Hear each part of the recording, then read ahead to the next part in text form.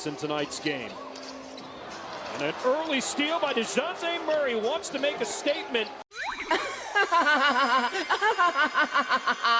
against John Morant tonight, and that's a way to start. How about that? John just getting a little lackadaisical with that one. And then Dejounte first with the steal and then the block.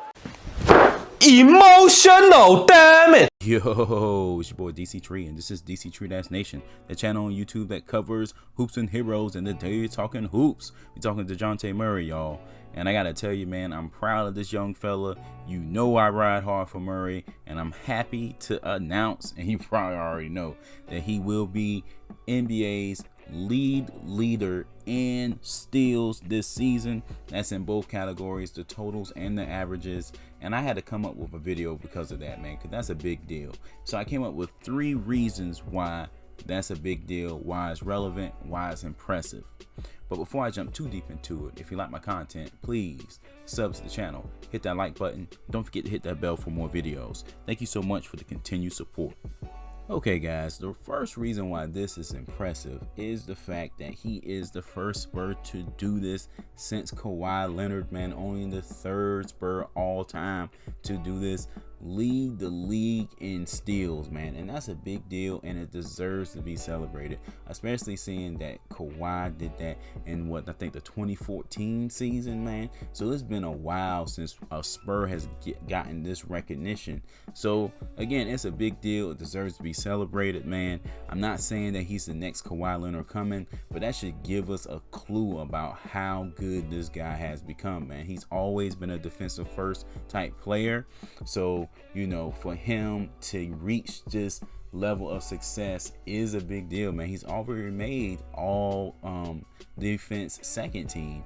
He may be in the running for all defense first team this season, man, and I am hyped, and I'm hoping that he gets the recognition he deserves. The second reason why this is very impressive is the fact that, you know, a lot of people in the top 10 list of steals average more games than Dejounte Murray, man. Average more minutes than Dejounte Murray. Only about 2 or 3 players average less games than Murray. And I'm talking about Murray played in 67 games this season. There were people, like 3 people that played 65 games. Clearly, Chris Paul has had extended time out.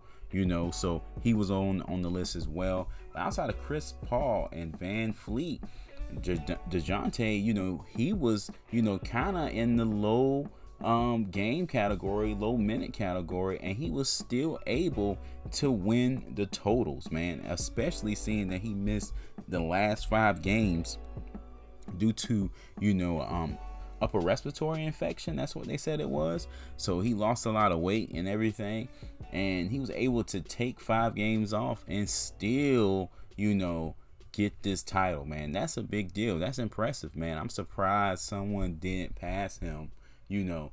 And I'm going to talk more about the totals and the averages in a second. But I was surprised that no one passed him, man.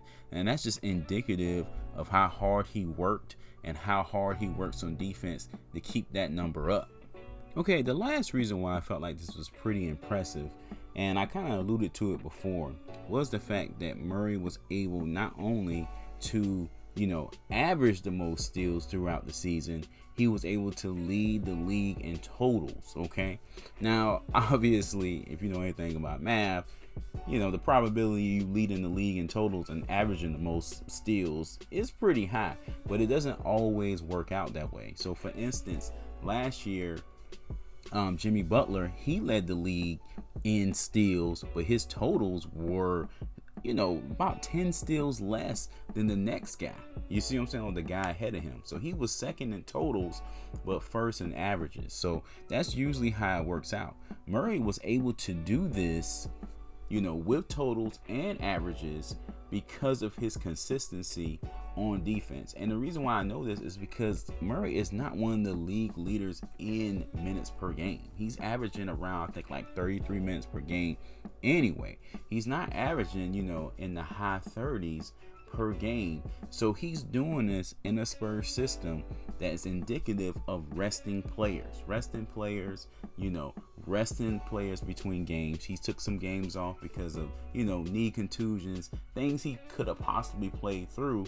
And like I said before, he did get hit with that illness last minute, that mysterious illness where he missed so many games, and yet he still was able to accomplish this. That's a big deal. That makes a lot of sense, man.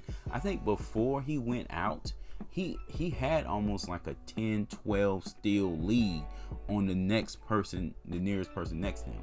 Now granted, they were doing work those last 5 games, because I think the guy was on the Sixers, if I'm not mistaken. He had 134 steals. Murray had 135 as of this video. You get what I'm saying? So it was very close, man.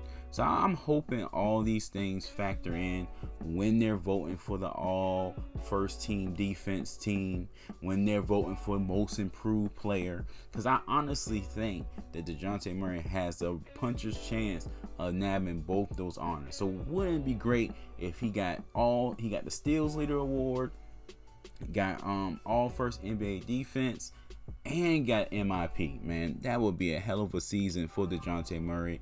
Also, this is his first year being all-star. All of that, man, factoring in would be awesome. Alright guys, that's it for this one. Thank you for checking out the video. Be sure to check out the other videos on the channel. Let me know in the comment section if you're proud of DeJounte Murray, because this has been a hell of a season and we still got a shot at the playoffs.